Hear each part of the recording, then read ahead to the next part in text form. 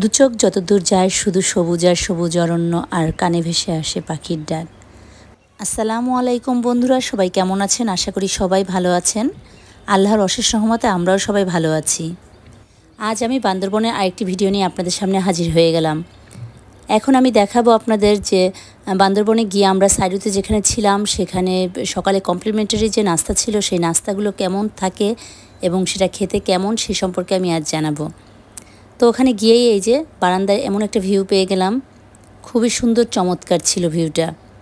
আর ওখানে বসে সকালে নাস্তা খেতে আসলে অসাধারণ লাগে। তো প্রথমে আমরা যে ব্রেডগুলো দেখলাম, তারপরে দেখলাম হলো স্যুপ ছিল ওখানে, তারপরে পরোটা, লুচি, প্লেন রাইস, এই যে আপনি দেখছেন যে সবজি, ডাল এবং কারি ছিল, একটা চিকেন কারি, বাচ্চাদের জন্য পাস্তা, সসেজ, তারপর প্যানকেক ছিল, ওয়েজেস ছিল, বেশ কয়েকটা আইটেম ছিল। কিন্তু আইটেমগুলো খেতেও মজাদার ছিল। খুব বেশি ভুরি ভুরি আইটেমও ছিল না, কিন্তু যেগুলো ছিল সেগুলো মানসম্মত এবং ওরা খুব সুন্দরভাবে পরিবেশন করেছে সব কিছু।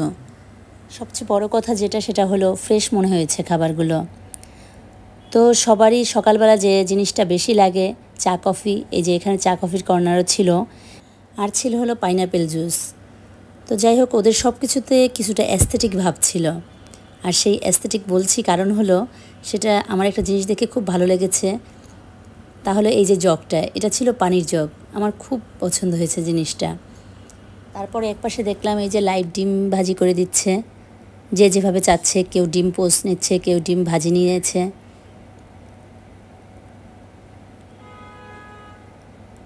যে যেভাবে চাচ্ছে চটজলদি করে দিচ্ছে। তারপর আমি একটু খাবার নিয়ে চলে গেলাম আবার বারান্দায়। বারান্দার ভিউটা আমি প্রথমেই আপনাদের একটু দেখিয়েছি, এখনও দেখেন কত সুন্দর লাগছে।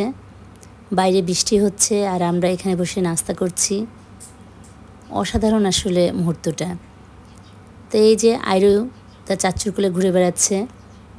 আয়রার মতো এত ছোট বেবি নিয়ে আমি যে ঘুরতে বের হয়েছি তার জন্য একটুও প্যারা পেতে হয়নি আমাকে। এই আমার সব ভাই ভাবিরা এতটাই ভালো মনের মানুষ যে তারা সবসময় আয়রাকে কোলে নিয়ে রেখেছে এবং আমার ভিডিও বানাতে অনেক অনেক সাহায্য করেছে। তাদের সবাইকে আমার মনের অন্তস্থ থেকে এই ভিডিওর মাধ্যমে জানাই অনেক অনেক ধন্যবাদ। তারপর নাস্তা শেষ করে আমরা সবাই রুমের দিকে যাচ্ছি। দেখলাম হঠাৎ করে আবার বৃষ্টি চলে আসলো, তাই সবাই ছাতা নিয়ে বের হয়ে গেলাম। তো দেখেন আয়রামণির অবস্থা, তার পাপ্পা তো ছাতা ধরে আছে, তার তাতে বিশ্বাস নেই মনে হচ্ছে।